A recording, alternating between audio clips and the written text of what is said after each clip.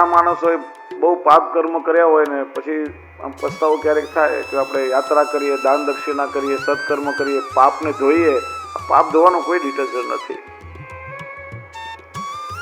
પુણ્યનું ફળ પણ ભોગવવું પડે છે અને પાપનું ફળ પણ ભોગવવું પડે છે, અને એટલા માટે દુઃખ અને સુખ જીવનમાં આવે છે. કર્મના બંધન બે જ રીતે કપાય. એક તો પ્રભુની કૃપા, ઠાકોરજીની કૃપા થાય પછી કોઈ કર્મના બંધન નથી નડતા એને. અને બીજું, તમારી કોઈ જ્યારે નિંદા કરે ત્યારે તમારા કર્મ કાપે છે અને એને ફળ એને ભોગવવા પડે છે. એટલે સંત સાહિત્યમાં કહ્યું, નિંદક ધોબી સમાન, સાધુ નિંદક ધોબી સમાન. શિક્ષાપત્રમાં શ્રી હરિરાયજી આજ્ઞા કરે છે, તમારી યદિ કોઈ નિંદા કરે છે તો ચિંતા ન કરો, એના પર ક્રોધ ન કરો, એના પર રાજી થાવ તમે કે આમ તો મારા કર્મ કાપવાનું કોઈ સાધન નતું, પણ ઠાકોરજી એવી કૃપા કરી કે મને મફતમાં ધોબીની વ્યવસ્થા કરી આપી છે. એ મારા કર્મ કાપીને પોતાના પર લઈ રહ્યો છે. એ તમારા પર ઉપકાર કરી રહ્યો છે જે તમારી નિંદા કરે છે. તમે જયારે કોઈની નિંદા કરશો ત્યારે એના કર્મના બંધન કપાશે, તમારા પર આવશે. માણસના કર્મ કેટલા? તો શ્રી મહાપ્રભુજી કહે છે 7 હિમાલય પર્વત ભરાય એકલા. આ જ્યાં સુધી બધા કર્મના ફળ ન ભોગવાય, બેલેન્સ 0 ન થાય, ત્યાં સુધી જીવને મુક્તિ ન મળે. બધા પશુ પક્ષી જીવ જંતુ વૃક્ષ વનસ્પતિ આ 84 લાખ યોનિમાં ભટકવું પડે. આ બધી જ કર્મના ફળ ભોગવવાની વ્યવસ્થા છે. ઠાકોરજી વિચારે કે મારે આના પર કૃપા કરવી છે, ત્યારે એને કરેલા સત્કર્મ છે એના પરિવારને ઠાકોરજી ભોગવાડે, અને એને કરેલા જેટલા પાપ છે એ ભક્તની નિંદા કરનારા વૈષ્ણવના જે દ્વેષી છે એને બધા ભોગવવા પડે છે. એટલા માટે કહે છે, બેટા 3 વસ્તુથી તું સાવધાન દેજે. માએ આશીર્વાદ આપ્યા. જો ઘણી વાર છે ને, પ્રભુ સીધા આપણને નથી કહેતા, પ્રભુ આપણને કોઈના દ્વારા કેવડાવે છે.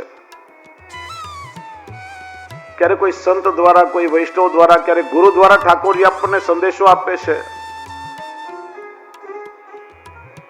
સુનીતિ કહે છે, બેટા મેં તને નથી કહ્યું કે તું ભગવાનને પ્રાપ્ત કર, પણ પ્રભુએ તારી આ માં સુરુચિ છે ને એને ગુરુના રૂપમાં મોકલી છે, અને સુંદર માર્ગ તને બતાવ્યો છે. બેટા તો વનમાં જા, પ્રભુની આરાધના કર. માના આશીર્વાદ લઈ નાનકડા બાળક ધ્રુવજી નીકળી પડ્યા છે. માર્ગમાં નારદજી જેવા ભગવતી મળ્યા. નાનકડા બાળકને જોઈને નારદજી વિચાર્યું કે આવેશમાં આવીને કે ક્રોધમાં આવીને તો નથી નીકળી ગયો ને,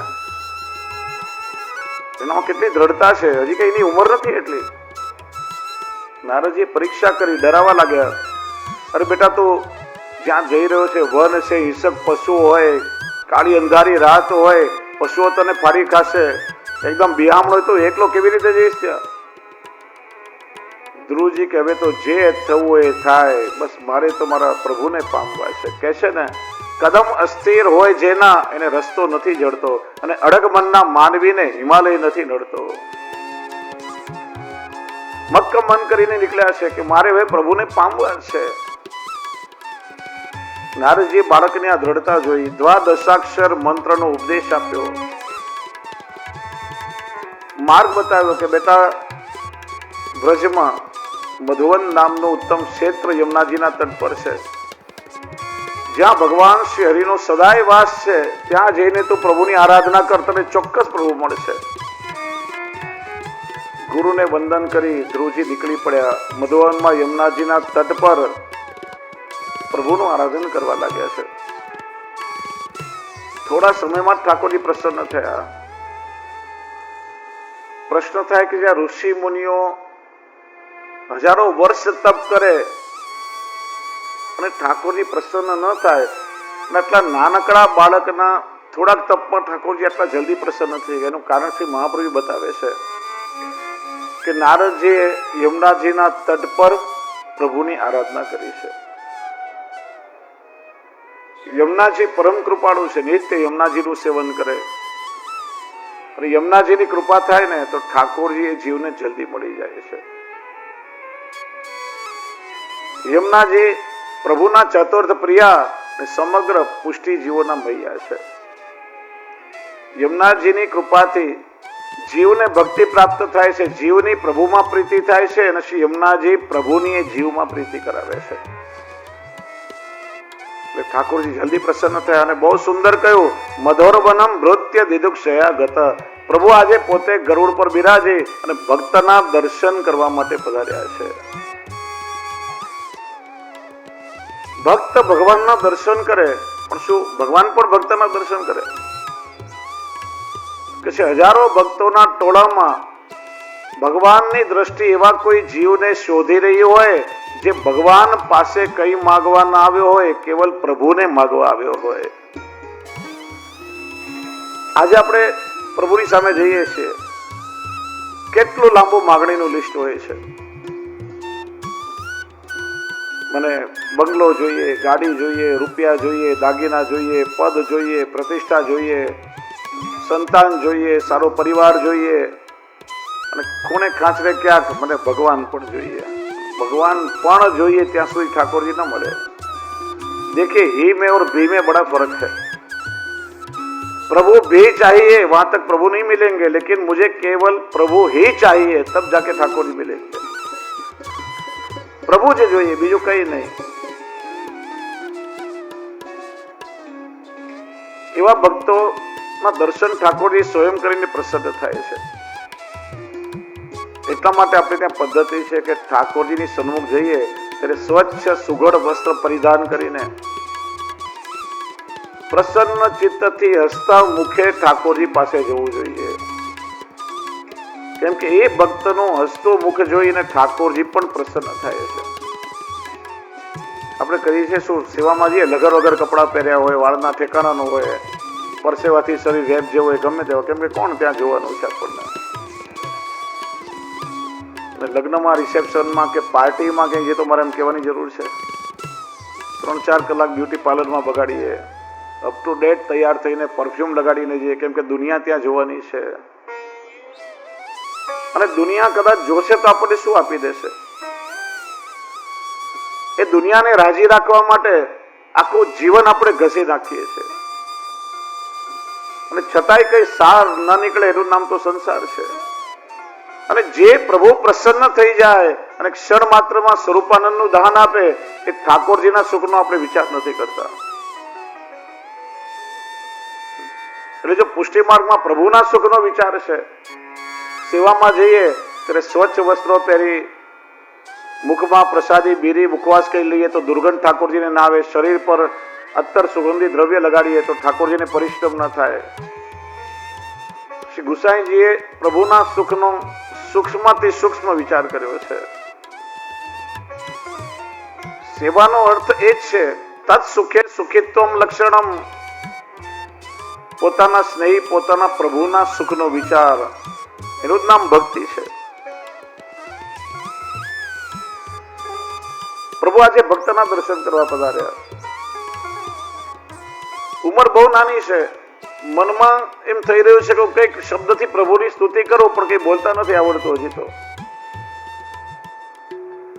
અને કે છે ને ઠાકોરજીને કઈ શબ્દની જરૂર નથી. ભગવાન જો શબ્દો સાંભળતા હોય ને તો ભગવાનને 8 થી 10,000 ભાષા શીખવી પડે. પ્રભુ અંતર્યામી છે, તમે શું વિચારો છો એ ઠાકોરજી જાણે છે.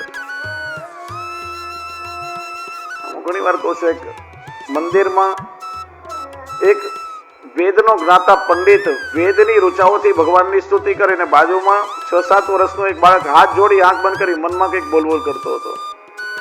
પેલા પંડિતે વિચાર્યું, હું તો વિદ્વાન છું, શાસ્ત્ર ભણેલો છું, વેદના મંત્રો મને આવડે છે, આ બાળક કયા મંત્રોથી પ્રાર્થના કરતો હશે? પૂછ્યું, બેટા તું કયા મંત્ર બોલે છે? મહારાજ હું ભણેલો નથી, મને તો કઈ બોલતા નથી આવડતું, હું દરરોજ અહીંયા આવું છું. આંખ બંધ કરીને આખી કક્કા બારખડી મનમાં બોલીને ઠાકોરજીને કહો કે ભગવાન જે અક્ષર તમને જ્યાં ઠીક લાગે ગોઠવી લેજો. વિચારો કોની પ્રાર્થના પ્રભુ સુધી પહેલા પહોંચે. પ્રભુ હૃદયનો ભાવ જુએ છે. અને આપણે ઠાકોરજીની જે કંઈ સેવા કરીએ છીએ કે ક્રિયા કે જે પણ સમર્પિત કરો એ વસ્તુ કે ક્રિયાને પ્રભુ અંગીકાર નથી કરતા, એમાં રહેલા તમારા ભાવને પ્રભુ અંગીકાર કરે છે. અને ત્યારે ઠાકોરજી વેદ સ્વરૂપ શંખનો સ્પર્શ ધ્રુવજીના ગાલ પર કરાવ્યો અને પ્રભુ દ્વારા પ્રાપ્ત થયેલી અલૌકિક વાણીથી ધ્રુવજીએ પ્રભુની સ્તુતિ કરી છે. યોંત પ્રવિશ્ય મમ વાચમિમામ પ્રસુપ્તામ સંજીવ યત્યખિલ શક્તિધર સ્વધામના અન્યાંશ હસ્ત ચરણ શ્રવણત્વ ગાદીન પ્રાણાન નમો ભગવતે પુરુષાય તુભ્યમ. સમગ્ર શક્તિઓને ધારણ કરનાર પરમાત્મા પોતાના સ્વતંત્ર તેજથી મારામાં પ્રવેશ કરી મારી સુષુપ્ત વાણી, કર્ણ, ત્વચા, મારી ઇન્દ્રિયોને જાગૃત કરી રહ્યા છે. હે પરમ પુરુષ, હું આપને વંદન કરું છું. ભગવાને વરદાન આપ્યું કે હું પ્રસન્ન થયો છું. અત્યાર સુધી કોઈને નથી મળ્યું એ ધ્રુવ સ્થાન હું તને આપું છું. ગ્રહ નક્ષત્ર તારા જેની પ્રદક્ષિણા કરે છે, 36,000 વર્ષ તું ત્યાં ધર્મપૂર્વક રાજ્ય કરીશ અને પછી જ્યાં ગયેલું ક્યારે પાછું ના આવે એ મારા પરમ ધામને તું પ્રાપ્ત કરીશ. એ રીતે ઠાકોરજીએ ધ્રુવજી પર કૃપા કરી. 17 અને 18મા અધ્યાયમાં પૃથુ રાજાનું ચરિત્ર કહ્યું કે છે ધ્રુવના વંશમાં અંગ થયા, એના પુત્ર વેન થયા. માં નાસ્તિક હતા, પ્રજાને બહુ પ્રતાડિત કરી, લોકોના ધર્મ કાર્ય બંધ કરાવ્યા. પ્રજાએ બળવો કર્યો, વેનને માર્યો, એના બાહુનું મંથન કર્યું, એમાંથી પૃથુ રાજા થયા છે. આ પૃથુએ પૃથ્વીનું દહન કર્યું. પૃથુના નામ પરથી આ ધરાનું નામ પૃથ્વી થયું છે. જમીનમાં રહેલા બધા રસોને પ્રગટ કર્યા છે. આ નાગરિક જીવનની વ્યવસ્થા કે છે પૃથુ રાજાએ કરી. પર્વતના શિખરો તોડી સમતલ બનાવ્યા, ગાયોની ગૌશાળા, રબારીના નેસડા, કિલ્લાઓ, નગર, ગામ, આ ખેતીવાડી, ધાતુઓની ખાણ, આ બધી વ્યવસ્થા પૃથુએ કરી છે. અને પછી બધાને નાગરિક જીવન મળ્યું. આ પૃથુ રાજાએ 99 યજ્ઞ કર્યા. ત્યારે યજ્ઞ નારાયણ ભગવાન પ્રગટ થયા અને કહ્યું, માગો, પ્રસન્ન થયો છું. જો ઠાકોરજી માગવાનું કદાચ કહે તો પ્રભુ પાસે શું માગવું? આપણે ત્યાં ઠાકોરજી પાસે ક્યારેય મગાતું નથી. વાસ્તવમાં તમે ઠાકોરજી પાસે કઈ માગો તો એનો અર્થ શું થયો કે ભગવાનના અંતર્યામિત્વ ઉપર અવિશ્વાસ છે. ભગવાનને ખબર નથી મને શું જોઈએ છે એટલે માગવું પડે છે. અને આપણને માગતા નથી આવડતું. ઘણી વાર માગીને ભગવાન પાસે પોતાનું અહિત માગી લે છે. પેલો કુંભકર્ણ ઇન્દ્રાસન માગવા ગયો, નિંદ્રાસન માગી આવ્યો. જે માગીએ છે એનાથી હિત થશે કે અહિત એ જીવને ખબર નથી. પ્રભુને આપણા અનંત જન્મારાઓની ખબર છે. ઠાકોરજી પર છોડી દો. માગીને આપણે 2 હાથથી માગીએ છીએ. દીવાવાળો 1000 હાથે આપે છે. એક બાળક એની મમ્મી સાથે પેલા કરિયાણાની દુકાનમાં આવ્યું. મમ્મીએ લિસ્ટ આપ્યું, આટલા ચોખા, આટલી દાળ, ઘી, તેલા બધું જોઈએ. નાનું બાળક ત્યાં પેલા ચોકલેટના ડબ્બા સામે આમ ટગર જેવા કરે. અને એટલું આમ સુંદર બાળક. પેલો દુકાનદાર રાજી થયો, હા બેટા લઈ લે, કઈ વાંધો નહીં. પેલા એ ના લીધું. એની સામે એમ જોયા કરે. દુકાનદાર, બેટા હું કહું છું ને લઈ લે. પેલા એ ના લીધું. એટલે મમ્મીનું બધું લિસ્ટ આપીને દુકાનદારે શું કર્યું, મુઠ્ઠી ભરીને ચોકલેટ ખિસ્સામાં ભરી દીધી. ઘરે ફરે ત્યારે પેલા મમ્મી કે પેલા દુકાનદાર અંકલ ક્યારના કહેતા હતા લઈ લે, બહુ વાયડો થતો હતો ને, ના લીધું. બાળકે બહુ સરસ, મમ્મી જો મારા હાથ કેટલા નાના છે, હું લઈને 1-2 ચોકલેટ લેત, પણ મેં ના લીધે તો દુકાનદાર અંકલે મારો ખૂબ ખિસ્સો ભરી દીધો. એમ આપણે 2 હાથે માગીએ છીએ. પ્રભુ અનંત હાથે આપણને આપે છે. બીજું આપણને માગતા નથી આવડતું. હું હંમેશા કહું છું, એક પતિ પત્ની દરરોજ મંદિરે દર્શન કરવા જાય, પ્રભુને પ્રાર્થના કરે, પ્રભુ બધું આપ્યું છે, એક દીકરો આપી દો, બસ સંતાનની ખોટ છે. વર્ષો સુધી માગે, ઘણા સમય જઈ ભગવાને કૃપા કરી દીકરો આપ્યો. સુખી પરિવાર, એકનો એક દીકરો, બહુ લાડ પ્યારથી ઉછેર થયો, બધી જીદ મા બાપ પૂરી કરે. પરિણામે બેફામ થયો, તોફાની થયો. 20 વર્ષે જઈને પિતા સાથે બોલાચાલી થઈ એટલે બાપની છાતી પર લાત મારી. પિતા રડતા મંદિરે ગયા.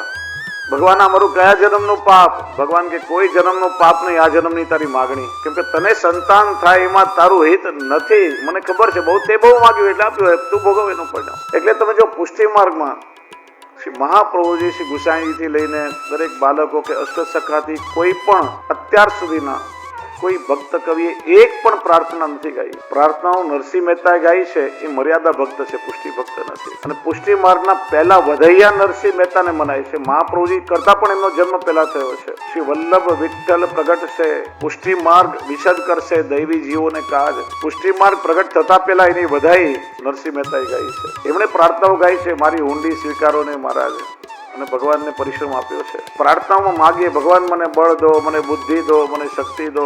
આપણે ગાઈએ ને, ઓ ઈશ્વર ભજીએ તને, મોટું છે તુજ નામ, ગુણ તારા નિત્ય ગાઈએ ને થાય અમારા કામ. અમારા કામ થાય એટલે તને ભજું છું. પ્રાર્થના એટલે વેપાર ચોખ્ખો. દીકરાનો જન્મ થાય તો પલના કરાવીશ, બિઝનેસમાં નફો થશે તો રાજભોગ કરાવીશ. આપણે કહે છે પાઠ છે ને, એના પ્રકાર છે. એક પ્રકાર છે સ્તોત્ર, જેમાં ઠાકોરજીના નામ રૂપ ગુણ લીલા દ્વારા પ્રભુની સ્તુતિ કરવામાં આવી હોય. સર્વોત્તમ સ્તોત્ર છે, નામ રત્નાખ્ય સ્તોત્ર છે, ગિરિરાજધાર્યાષ્ટકમ, મધુરાષ્ટક, યમુનાષ્ટક, ત્રિવિધ નામાવલી, આ બધા સ્તોત્ર છે. પુરુષોત્તમ સહસ્ત્રનામ કે જેમાં પ્રભુની સ્તુતિ કરી છે. બીજો પ્રકાર છે ઉપદેશાત્મક ગ્રંથો, બાલબોધ, સિદ્ધાંત મુક્તાવલી, નવરત્ન, સિદ્ધાંત રહસ્ય, ચતુશ્લોકી, સેવાફલ, આ બધા ઉપદેશાત્મક ગ્રંથો છે કે વૈષ્ણવોએ કેવી પરિસ્થિતિમાં માર્ગમાં દ્રઢતાથી કઈ રીતે ચાલવું અને ક્યારે કોઈક વિઘ્ન આવે તો કઈ રીતે એનું નિવારણ કરવું. આ શ્રી મહાપ્રભુજી આપેલા ઉપદેશો છે જે જીવનમાં ઉતારવાના છે. કેવલ તમે મૌખિક પાઠ કરો એનાથી કોઈ હેતુ ન સરે. ચતુશ્લોકી બધાને આવડતો હોય, સર્વદા સર્વભાવે ન ભજનીય ઉર્જાદીપ, બોલવાનો કઈ અર્થ નથી જ્યાં સુધી તમે એના મર્મને ન સમજો. અર્થ સાથેનું ચિંતન કરો ત્યારે એ જીવનમાં ઉતારવા માટેના ઉપદેશો છે. અને ત્રીજો પ્રકાર છે વિજ્ઞપ્તિ, કે જેમાં કોઈ અલૌકિક કામના કરવામાં આવી હોય ભગવાન કે ભક્તના સુખ માટે, એ વિજ્ઞપ્તિ છે. માગ્યું છે ભગવતીઓએ, ચિત્ત સ્વામી અહો વિધના તોપે અચરા પસાર માગો, જન્મ જન્મ દીજે યાહી બ્રજ બસવો. પરમાનંદાજીએ માગ્યું છે, યહ માગો ગોપીજન વલ્લભ, માનુષ જન્મ ઓર હરિ સેવા, બ્રજ બસવો મોહે દીજે સુલ્લભ. વિનંતી કરું છું કે વારે ઘડીએ મને મનુષ્યનું શરીર મળે, વ્રજવાસ મળે ને વ્રજમાં જઈને હું નિત્ય ઠાકોરજીની સેવા કરું. અને યદિ કોઈ મારો પરિચય પૂછે કે તું કોણ છે, તો વલ્લભ કુલ કો હો ચેરો और વૈષ્ણવ જન કો દાસ કહું. હું કુમારીને ગૌરવથી કહું, અરે હું વલ્લભ કુલનો સેવક છું ને વૈષ્ણવનો દાસાનો દાસ છું, એ મારો પરિચય છે. શ્રી ભાગવત કથા સુનો નિત્ય, ઇનત જ ચિત્ત અનંત ન લાવું. નિત્ય પ્રભુ આપની લીલાનું ગુણગાન શ્રવણ કરું અને વ્રજમારીને ની સેવા કરો, નિત્ય આપના દર્શન કરું. ક્યારે આપનું દર્શન કરતા કરતા મારું મન ભરાઈ દે એવી મારા પર કૃપા કરો. આ અલૌકિક વિજ્ઞપ્તિ છે. ઠાકોરજીએ માગવાનું કહ્યું, માગો. પૃથ્વીરાજાએ શું માગ્યું? પ્રભુ આપની કથા સાંભળવા માટે આ બે કાન બહુ ઓછા પડે છે, મારે રૂવાડે કાન ઉગે, અમારા કાનને 10,000 કાન જેટલી શક્તિ આપો કે જેનાથી હું આપની કથા સાંભળી શકું. આજ પૃથ્વીના વંશજ પ્રચેતસોને ઠાકોરજીએ પોતાના અષ્ટભુજાવાળા સ્વરૂપના દર્શન આપ્યા અને એ સ્વરૂપની શ્રી મહાપ્રભુજીએ સેવા કરી. સ્વરૂપ આજે પણ વિરમગામમાં બિરાજે છે. ત્યારે વિરમગામ તરફ જવાનું થાય, બહુ સુંદર સ્વરૂપ છે અષ્ટભુજાજીનું, ચોક્કસ દર્શન કરવા જજો. ત્યાર પછી 25મા અધ્યાયમાં મોક્ષ પ્રકરણમાં પુરંજનની રૂપક કથા દ્વારા નારદજી પ્રાચીન બરી રાજાને બોધ આપ્યો. આપણે ચોથા સ્કંદને વંદન કરીએ. 5મો સ્કંદ સ્થાન લીલા, શ્રીજી બાબાની દક્ષિણ જંગા, જમણું સાતળ. કુલ 26 અધ્યાય 2 પ્રકરણમાં છે, સ્વરૂપ સ્થિતિ અને દેહ સ્થિતિ. પ્રથમ અધ્યાયમાં બ્રહ્માજીએ પ્રિવ્રત રાજાને ગ્રહસ્થ આશ્રમનો ઉપદેશ આપ્યો છે કે જે આળસુ પ્રમાદી માણસ છે એ કદાચ ઘર સંસાર છોડીને વનમાં જાય તો એ અંદર રહેલા 6 શત્રુ કામ, ક્રોધ, લોભ, મોહ, મદ, મત્સરીની સાથે જ હોય છે. એ સંન્યાસનું કોઈ ફળ ના મળે, પણ જે આત્માનંદી છે, જીતેન્દ્રિય છે, આ સંસાર એનું કઈ ન બગાડી શકે. અને પ્રભુની ભક્તિ કરવા માટે સૌથી શ્રેષ્ઠ આ ગ્રહસ્થ આશ્રમ છે. એટલા માટે કહેવાયો ધન્યો ગ્રહસ્થ આશ્રમ, કારણ કે બીજા 3 આશ્રમોનો નિર્વાહ ગ્રહસ્થ આશ્રમ દ્વારા થાય છે. સાધુ સંન્યાસી માગવા કોને ઘેર જશે? ગ્રહસ્થી ના કરે. બ્રહ્મચારી ભણશે એનો ખર્ચો કોણ ઉપાડશે? ગ્રહસ્થી ઉપાડશે. ત્રણેય આશ્રમોનો નિર્વાહ ગ્રસ્ત આશ્રમ દ્વારા થાય છે, એટલા માટે સૌથી શ્રેષ્ઠ છે. અને મહાપ્રભુજી જ વાત બતાવી છે કે ઠાકોરજીને પામવા માટે ઘર સંસાર છોડવાની જરૂર નથી અને પ્રભુની સાથે જોડી દો. ખાલી સંન્યાસીઓ કે વૈરાગીઓને જો ભગવાન મળતા હોય તો સંસારીઓની શું દશા થાય? કબીરજી કહે છે દુઆમાં, મૂંડ મુંડાએ હરી મિલે તો હર કો લે મુંડાય, રોજ રોજ કો મૂંડતે ભેડ ન વૈકુંઠ જાય. માટું મુંડાવાથી ભગવાન મળે તો ઘેટાના રોજ મુંડન થાય, બધા ઘેટા વૈકુંઠમાં જવા જોઈએ. સાચો વૈરાગ્ય મનનો વૈરાગ્ય છે. 4 સાધુઓ ઘર સંસાર છોડીને હિમાલયમાં ચાલ્યા છે. મનમાં રાગ, દ્વેષ, ક્રોધ, ઈર્ષા, અહંકાર, લોકેશના વિતેશના હોય તો હિમાલયનું વાતાવરણ બગાડી નાખે. અને એક સંસારી સમાજની વચમાં રહેતો હોય, મનમાં શાંતિ છે, સંતોષ છે, પ્રભુની ભક્તિ કરી રહ્યો છે, તો એ સંસારની વચમાં રહીને ભક્તિનું વાતાવરણ ઊભું કરી શકે. શ્રી મહાપ્રભુ સમજાવે છે ઉદાહરણ આપીને. પ્રાચીન સમયની પરિસ્થિતિ જુદી હતી. આશ્રમ મઠ બધું વનમાં એકાંતમાં હતું. આજે જેટલા પણ આશ્રમો મઠ આ બધું આજે સંસારની વચમાં છે. અને સંન્યાસીનો તો ધર્મ છે, કહેવાય ને સાધુ ચલતા ભલા. કોઈ સંન્યાસીએ 3 રાતથી વધારે કોઈ જગ્યાએ રોકાવું ના જોઈએ, નહીં તો આસક્તિ થાય સંસારમાં. આજે બધી વ્યવસ્થા બધા સમાજની વચમાં રહે છે. શ્રી મહાપ્રભુ સમજાવે છે કે હોડી પાણીમાં તરતી હોય, પાણીનો સતત સ્પર્શ રહે છે, છતાંય હોડી પાણીમાં તરે છે, પણ એ હોડીમાં એક છિદ્ર થાય ને પાણી એમાં ભરાય તો એ પાણીમાં ડૂબી જાય. એમ આપણે બધા સંસારમાં રહીએ છીએ. સંસારમાં મન રહે ત્યાં સુધી વાંધો નહીં, પણ મનમાં સંસાર ના ભરાઈ જવો જોઈએ. મનમાં સંસાર ભરાશે તો આપણે પણ આ સંસાર સાગરમાં ડૂબી જઈશું. એટલા માટે શ્રી હરિરાયજી આપણને બહુ સુંદર પ્રકાર શિક્ષાપત્રમાં બતાવ્યો. સંસારને પ્રભુની સાથે કેવી રીતે જોડો તમે. જો આપણે બધા જ સંસારી છે. મીરાબાઈ સંસારી હતા, નરસિંહ મહેતા સંસારી હતા, તુકારામ સંસારી હતા. આ બધા સંસાર મારીને પ્રભુને મેળવ્યા. બ્રજભક્તોએ પોતાના સંસારને અલૌકિક બનાવ્યો છે. આપણે લૌકિક વ્યવહાર નહીં નિભાવીએ કે સંસારની આ ક્રિયાઓ નહીં કરીએ એવું કહેશો તો નહીં ચાલે. બધું કરવું પડશે. ક્રિયા કરવા પાછળનો હેતુ થોડો બદલી નાખો તો સંસાર તમને નડશે નહીં, બાધક નહીં બને. દાખલા તરીકે ઘરમાં આપણે દરરોજ સાવરણી વાળીએ છીએ, કચરો સાફ કરીએ છીએ, ઘર ચોખ્ખું કરીએ છીએ. કેમ? કેમ કે મારું ઘર છે, ચોખ્ખું દેખાવું જોઈએ. સવારથી સાંજ સુધી કેટલાય મહેમાનો આવવાના છે, જરાય કચરો છે કેવો ખરાબ લાગશે. જો ક્રિયા છે પણ ભાવ થોડો બદલી નાખો. આ ઘર મારું નથી, મેં બ્રહ્મ સંબંધ લીધું, સર્વસ્વ સમર્પણ પ્રભુના ચરણોમાં કર્યું છે. ને શ્રી વલ્લભની કૃપાથી ઠાકોરજી મારા ઘરે બિરાજે છે. અરે તો પ્રભુનું નંદાલય છે. 6 માસનું એક કોમળ બાળક કે જેના ચરણ પુષ્પથી કોમળ છે, પ્રભુ અહીંયા વિચરણ કરશે. એકાદ કાંકરી હશે તો મારા ઠાકોરજીને કેટલો પરિશ્રમ થશે. અહીંયા આવનાર કેવલ મારા લૌકિક સગાઓ નથી, મારા આત્મ સંબંધી બ્રજભક્તો છે. એમને પરિશ્રમ ન થાય. તો જો ક્રિયા છે પણ ભાવ જો તમારો અલૌકિક થયો તો સામાન્ય લૌકિક ક્રિયા પણ તમારી ભક્તિ બની જશે. શ્રી હરિરાયજીએ બ્રજભક્તોનું ઉદાહરણ આપ્યું છે કે ગોવાલનો બધી સંસારી હતી, સંસારમાં રહીને પ્રભુને પામી ગઈ. દરરોજ દહીં વલોવી અને ગોરસ વેચવા જાય છે, એનાથી એનું ઘર ચાલે છે. પ્રાત સમય ઉઠકે બ્રજવાલા, ગાવત મંગલ ગીત રસાલા, કર સિંગાર મથનિયા ધોવે, અપનો અપનો દહ્યો બલોવે. હાથ દહીં વલોવે છે, હૈયું ને ઓટશું કરે છે, મથન કરે મોહન જશ ગાવે, સુમીર સુમીર હરિગુણ સચુપાવે. તો સંસાર બાધક નહીં બને. તમે જે ક્રિયા કરી રહ્યા છો એ મનથી કરશો, જેવા ભાવથી કરશો એવું ફળ તમને મળશે. કોઈની ક્રિયા ન જોવી, એ ક્રિયા કરવા પાછળનો ભાવ શું છે એ ફળ હંમેશા મળે. હું ઘણી વાર કહું છું કે એકવાર 2 સાધુ સંન્યાસી હતા. એક જળાશયના કિનારે એ લોકો આમ ટહેલી રહ્યા હતા. કોઈ સ્ત્રી પાણીમાં નાવા જતા આમ ડૂબી રહી હતી. બચાવો બચાવો પોકારી રહી હતી. સાધુએ સાંભળ્યું. એ લોકો ભાઈ પાણીમાં ડૂબી રહી છે, આપણે એને બચાવી લઈએ. તો બીજો સાધુ કે અરે આપણે સંન્યાસી છીએ, સ્ત્રીને હાથ ના લગાડાય, ચાલ જલ્દી આપણે જતા રહીએ અહીંથી. પેલીને કોઈ બચાવે નહીં તો પાણીમાં ડૂબે તો એનું મૃત્યુ થાય. અને સાધુ તો એ જે લોકોના સત્કાર્યો કરે એનાથી ના રહેવાયું, પાણીમાં કૂદી પડ્યો. તરતા ગયો ને પેલી ડૂબી રહેલી સ્ત્રીને બચાવી, ખભા પર ઉપાડીને બહાર લાવ્યો, નીચે મૂકીનો જીવ બચાવ્યો. બીજો સાધુ કે આ તે શું કર્યું? એક તો યુવાન સ્ત્રી પાણીથી ભીંજાયેલી તે તારા ખભા પર ઉપાડી, તારો ધર્મ ભ્રષ્ટ થઈ ગયો. પેલો કે ભાઈ મેં મારો ધર્મ નિભાવ્યો છે, હું ના બચાવે તો એના પ્રાણ નીકળી જાત. મારા મનમાં કોઈ વિકાર કે દુર્ભાવ નથી, પણ અડધો કલાક થઈ, કલાક 2 કલાક પેલો મૂકે જ નહીં ને. યુવાન સ્ત્રી પાણીથી ભીંજાયેલી તે ખભા પર ઉપાડી, તારો ધર્મ ભ્રષ્ટ થઈ ગયો. ત્યારે પેલા કે ભાઈ મેં ખભા પર ઉપાડીને ક્યારની ઉતારી મૂકી, પણ 2 કલાકથી તે તારા મનમાં ઉપાડી રાખી છે ને મૂકતો નથી. ધર્મ મારો નહીં, તારો ભ્રષ્ટ થઈ ગયો. એમ મન જ્યાં હશે, જેવો ભાવ હશે એવું ક્રિયાનું તમને ફળ મળશે. એટલા માટે શ્રી મહાપ્રભુજી કહે છે સંસારને પ્રભુ સાથે જોડો. શ્રી મહાપ્રભુજીએ સેવા માર્ગ પ્રગટ કર્યો અને શ્રી ગુસાઈજી પ્રભુ ચરણે આ સંસારમાં આસક્તિ ઉત્પન્ન કરનારા 3 પરિબળો ભોગ, રાગ અને શૃંગાર, આ ત્રણેયને પ્રભુની સેવામાં જોડી અને સેવાને અલૌકિક બનાવી છે. ઈચ્છાઓને મારવાની જરૂર નથી. આપણી ઇન્દ્રિયો સ્પ્રિંગ જેવી છે, જેટલું દબાવશો બમણા વેગથી ઉછળશે. આજે ઘણી જગ્યાએ નાના બાળકો એ સંન્યાસ લઈ લેતા હોય છે.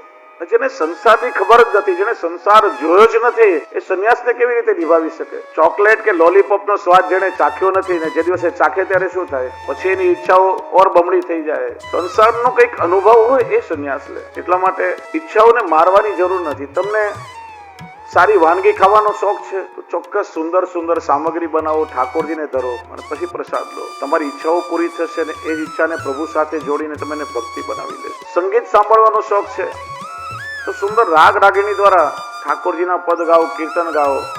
પ્રભુએ રીત છે, તમારા શોખ પણ પૂરા થશે. હસ્તકલા આવડતી હોય, ચિત્રકલા આવડતી હોય, સુંદર પીછવાઈ બનાવો, ઠાકોરજીને ધરાવો. દરેક કલાનો વિનિયોગ પ્રભુની સેવામાં કરાવ્યો શ્રી ગુસાઈજી. અને વાસ્તવમાં એ જ કલાની સાર્થકતા છે.